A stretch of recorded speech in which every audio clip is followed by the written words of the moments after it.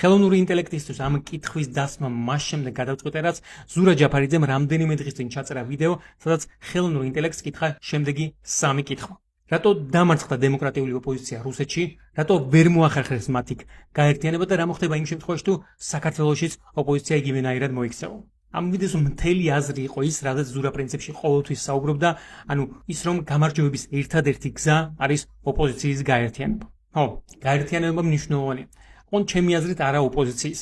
რადგან მიმაჩნია, რომ დღევანდელი ოპოზიცია სრულიად განულებულია, ხოლო ნოლების ჯამი, როგორც ვიცით, რამდენიც არ უნდა იყოს, საბოლოოდ მაინც ნულია. აღარაფერს ვამბობ იმაზე, რომ განწირულად მიმაჩნია ნებისმიერი ბრძოლა თუ ძალა, რომელიც ამა თუ იმ ფორმით გაერთიანდება ნაციონალურ მოძრაობასთან.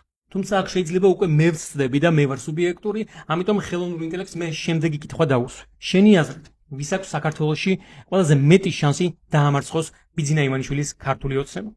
A. რომელიმე არსებულ ოპოზიციურ პარტიას, B.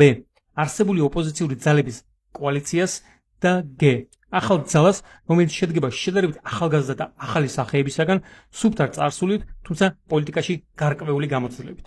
შეაფასეთ თითეული შანსი შკალით 0-დან 100 ქულამდე. თუ ვინმე სრული პასუხი გაინტერესებათ, მას კომენტარში ჩავაგდებ, თუმცა ქულები ხელოვნურმა ინტელექტმა შემდეგნაირად გადაანაწილა.